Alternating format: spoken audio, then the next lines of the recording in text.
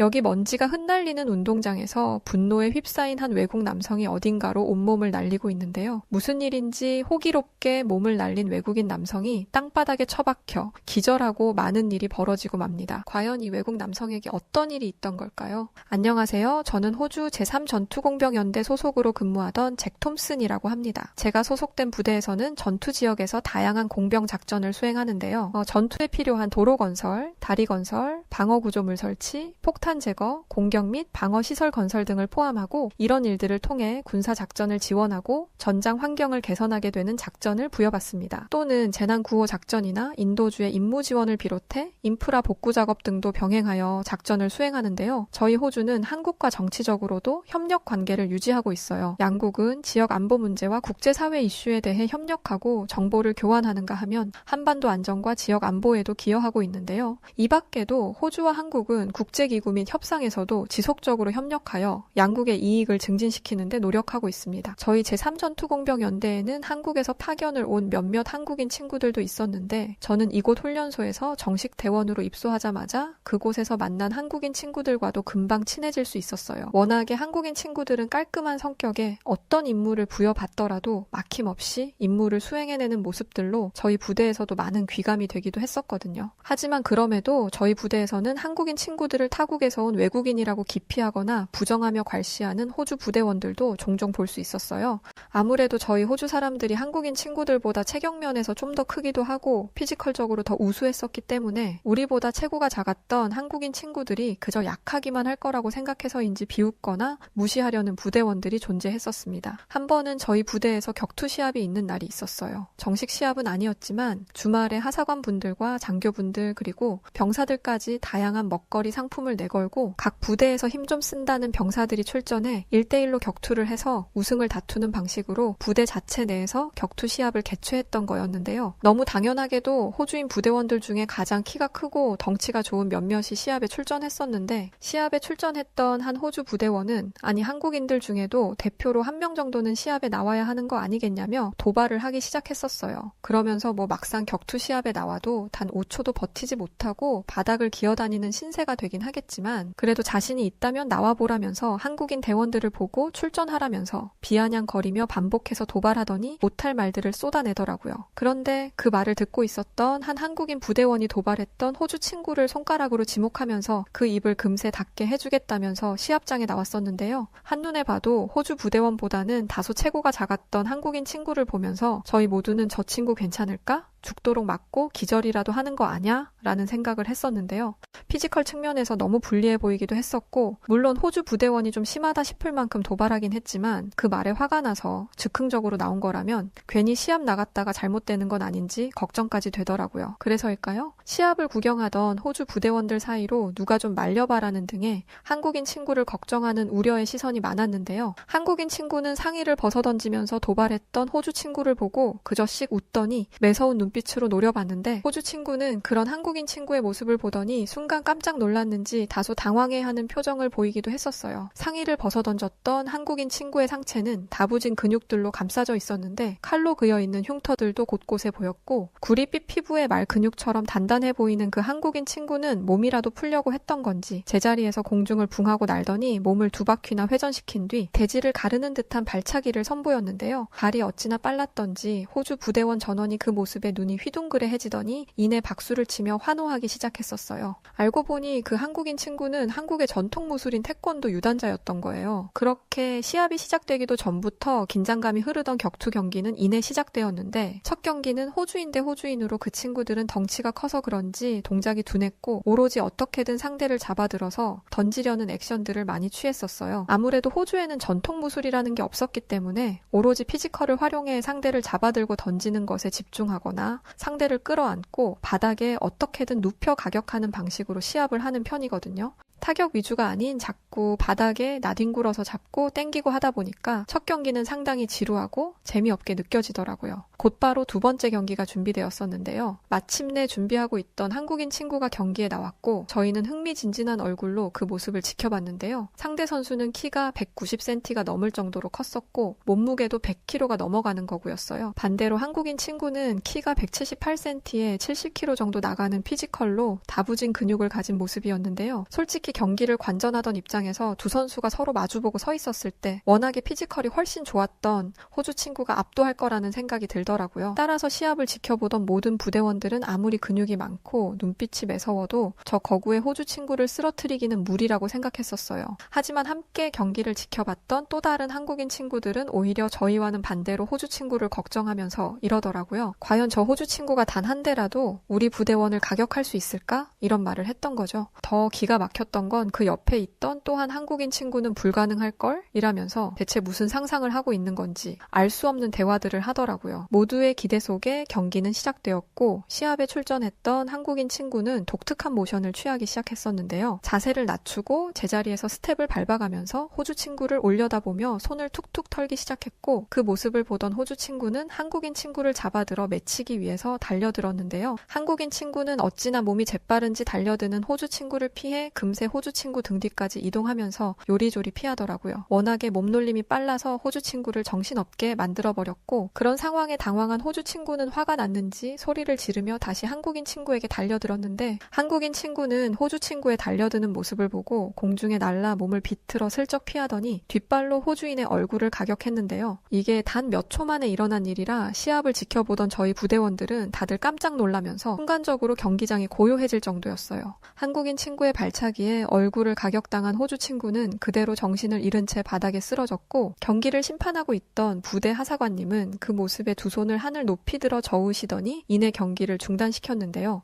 한국인 친구의 압도적인 스피드와 발차기 실력으로 단 몇 초 만에 190cm가 넘는 거구를 곧장 쓰러뜨려 버렸던 거예요. 살면서 이런 광경은 처음 봐서 정말 온몸에 소름이 돋더라고요. 그런데 더 놀라운 장면은 그렇게 쓰러진 호주 친구에게 다가가 손을 내밀며 시합을 뛰었던 호주 친구를 일으켜 세워주더니 90도로 깍듯하게 인사하고는 호주 친구에게 이렇게 이야기하더라고요. 너의 그 저돌적이고 위협적이었던 손에 내가 만약 잡혀 자신이 내동댕이 쳐졌다면 분명 자신이 졌을 거라면서 호주 친구의 자존심이 상했을까봐 치켜 세워주는 매너 있는 모습까지 보여주는 거였어요. 한국인 친구와 호주 친구는 서로 부둥켜 안고는 시합은 정말 멋진 마무리로 종료할 수 있었는데요. 한국인 친구들을 괄시하고 암묵적으로 무시하던 호주 부대원들도 한국인 부대원들을 다시 보는 계기가 되기도 했었어요. 또 한 번은 이런 적도 있었어요. 평상시와 다르지 않은 평화로운 군 생활을 보내던 어느 날이었는데요. 어느 날부터 저희 기지 막사에 갑자기 흰개미들이 보이기 시작했던 거였어요. 사실 저희 호주에는 이 흰개미 때문에 아주 곤욕스러운 상황을 빈번하게 맞고 있는데요. 집과 건물들을 다 갉아 먹어치우는 터에 호주에선 무려 18만 건 이상의 피해가 보고되고 있는 실정이었고 일부 농업 피해까지 합치게 되면 10억 달러, 한국 돈으로 거의 1조 3,300억에 이르는 경제적 손실까지 보고 있는 현실이었거든요. 한번 발견되면 완전 퇴치하는 것도 힘들어서 어떤 집들은 집안 곳곳에 흰개미를 보게 되면 살고 있던 집을 포기하고 이사를 하는 사람들도 있을 정도였는데요. 호주에서는 이렇게 흰개미로 인한 재산 피해에 대해서 보장해주는 제도가 없기 때문에 호주 사람들에게 흰개미는 정말 최악의 해충으로 불리고 있어요. 그런데 이런 흰개미가 나무만 갉아먹는 걸로 알고 계시잖아요. 근데 사실 흰개미는 나무와 같은 목재는 물론이고 고무까지 갉아먹고 예전에 책에서 본 내용인데 사람의 사체까지도 모두 갉아먹어버릴 정도로 못 먹는 게 거의 없다시피 하는 곤충이기도 한데요. 그런 흰개미가 저희 부대에서 발견되었으니 부대 전체가 난리가 났었어요. 아무래도 훈련 물품들 일부 사이에서 섞여 있었던 듯한 흰개미떼가 저희가 있던 기지에 털을 잡기 시작하면서 훈련소 건물 자재들을 갉아먹고 있던 것으로 확인되었고 이런 상황에 저희 군부대에는 훈련을 중단하고 흰개미 비상 명령이 떨어졌었는데요. 수백 명의 저희 부대원들이 흰개미를 잡기 위해서 총동원되었던 거였어요. 눈에 흰개미가 보이면 토치로 불로 태워 전부 잡아서 없애버리고 있었지만 그런 노력에도 불구하고 건물 외벽부터 내부에 이르기까지 걷잡을 수 없는 상황으로 치닫고 있었는데요. 이동이 가능한 막사의 경우는 막사 전체를 뜯어내고 기둥에 벽돌을 쌓아 그 위에 막사를 올리기도 했었는데 그런 노력을 했음에도 흰개미들은 벽돌을 타고 올라와 온 막사들을 전부 뜯어먹어 버렸어요. 도대체 막을 방법이 없다 보니 기지를 옮겨야 하는 게 아닌가 싶을 정도였거든요. 그런데 저희 부대원 모두가 흰개미 퇴치 작전으로 애를 먹고 있는데 한국인 친구들은 어째서인지 흰개미를 잡기 잡기 위한 노력을 하고 있지 않았고 커피나 마시면서 한쪽에 모여 노닥거리고 있는 게 아니겠어요. 그 모습에 너무 황당했던 저희 부대원들은 그렇게 아무것도 하지 않고 노닥거리는 한국인 친구들에게 다가가서는 왜 함께 흰개미를 잡기 위해서 노력하지 않느냐면서 뭐라고 했었는데요. 한국인 친구들은 저희의 그런 말에 지금 자신들이 하고 있는 게 흰개미를 잡기 위해서 하고 있는 행동이라는 이상한 소리를 늘어놓기 시작했었어요. 그때 한 한국인 부대원이 말통에 물을 잔뜩 가지고 왔었고 또 한 한국인 친구는 스프레이 분사가 가능한 통을 들고 왔었는데요. 한국인 친구들은 커피가루를 물 1리터에 20g 정도의 비율로 섞기 시작했고 그렇게 스프레이로 나무로 된 기둥이 있는 곳곳과 건물 실내와 바깥 주변으로 부대 전체를 돌아다니며 뿌리기 시작하더라고요. 알고 봤더니 커피를 마시고 필터에 남아있는 커피 찌꺼기에도 원래 성분이 그대로 남아있기 때문에 커피가루를 활용해 천연 퇴치제로 만들어 사용했던 건데요. 이런 강한 커피 향은 흰개미들을 불편하게 만들어 근처에 오지 못하게 막고 쫓아낼 수 있다고 하더라고요. 저희는 토치를 들고 다니며 눈에 보이는 흰개미들만 모조리 태워 죽이기 바빴는데 한국인 친구들은 애초에 흰개미들이 접근할 수 없도록 퇴치제를 만들고 있었던 거예요. 눈앞에 보이는 것에만 급급하지 않고 근본적으로 아예 문제를 원천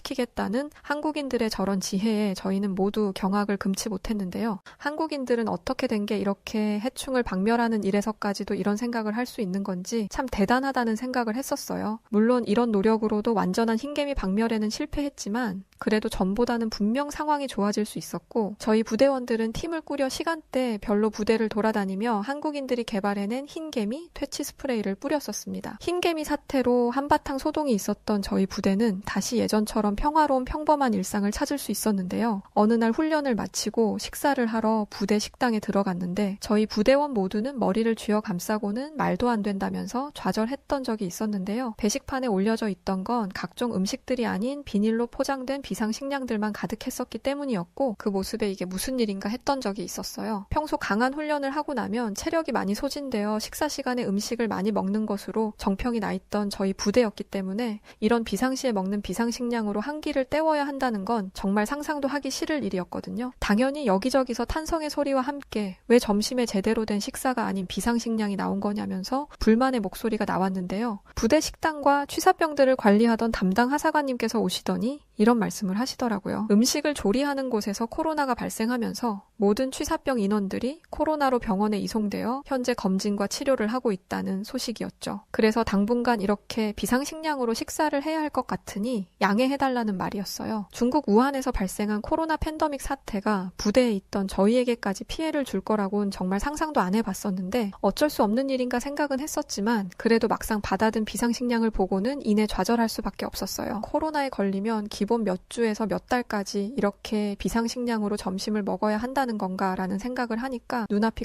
깜깜해지더라고요. 일부 부대원들은 중국인들은 어딜 가나 민폐라면서 정말 전 세계 국가에서 사라졌으면 좋겠다는 말까지 하더라고요. 이런 일이 일어나고 난 뒤부터 저희 부대 PX에는 점심시간이면 모든 부대원들로 북적이기 시작했었는데요. 식사를 마치고 나서도 그걸로는 모자랐던 부대원들이 모두 PX에 가서 간식류를 사서 부족했던 배를 채웠기 때문이었죠.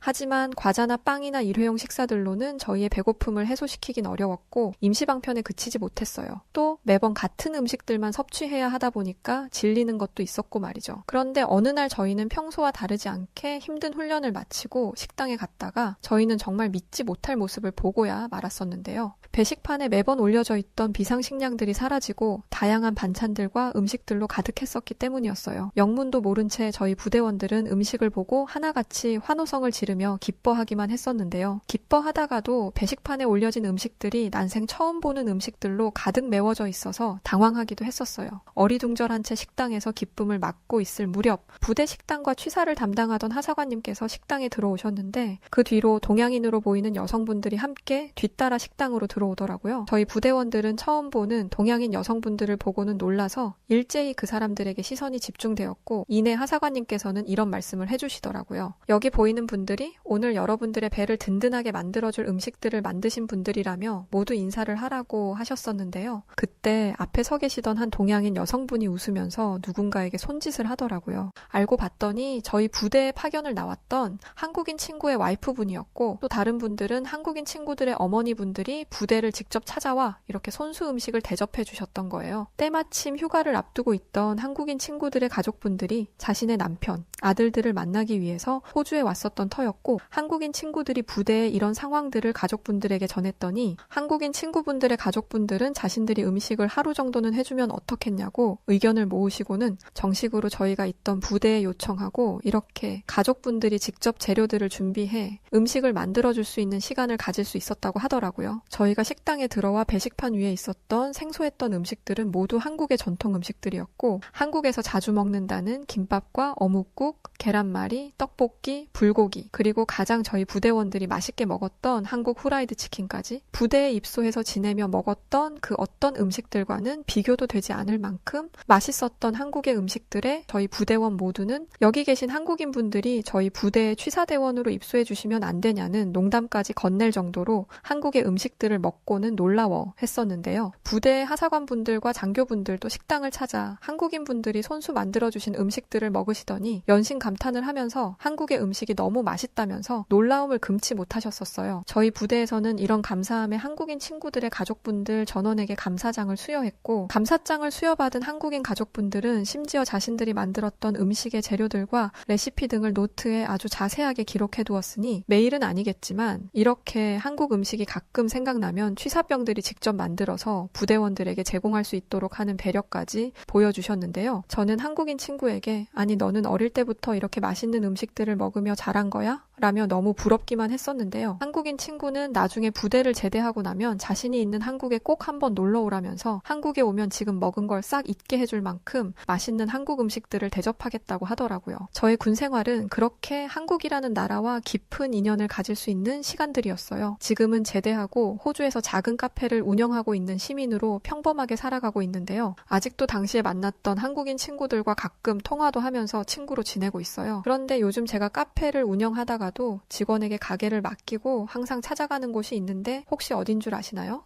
바로 호주에 있는 태권도장이랍니다. 저희 호주에서 아주 오래전에는 호주 사람들이 태권도를 가르쳐 중국의 쿵후나 일본의 가라테의 한 종류 정도로 인식했었는데요. 한국의 문화가 전 세계적으로 인기를 구사하고 중국의 쿵후나 일본의 가라테와는 비교할 수 없는 한국의 전통 무술로 완전하게 인식되면서 호주에서도 태권도는 엄청난 관심과 사랑을 받고 있는 무술 중에 하나예요. 평소 기름진 음식들을 많이 먹고 체중도 많이 나가서 고민이었는데 한국인 친구들 덕분에 소개받은 도장에서 태권도를 배우다 보니 불안정했던 제 호흡을 완만하게 해주었고 정신 수양에도 좋다 보니 체력적으로나 정신적으로 많이 개선되어 보람을 느끼고 있어요. 그뿐만이 아니에요. 저는 한국으로의 여행까지도 계획하고 있는데요. 제대하고 결혼까지 했던 저는 먹고 살아야 하기에 이런저런 일들을 해나가느라 정말 정신없이 매일을 보냈었어요. 카페를 오픈하면서도 인테리어 비용을 조금이라도 아껴보려고 직접 페인트 칠도 하고 그랬었는데 함께 군 생활을 잠깐 했던 한국인 친구가 호주에 놀러 왔을 당시에 저희 가게 인테리어를 하는데 정말 큰 도움을 주었었어요. 여행을 하기 위해서 기껏 호주까지 와서는 여행은 하지 않고 제 가게에 와서는 발벗고 공사를 도와줬던 거예요. 그렇게 도움을 주는 한국인 친구에게 너무 미안해서 자신이 하면 되니까 관광을 하러 가라고 계속 말을 했는데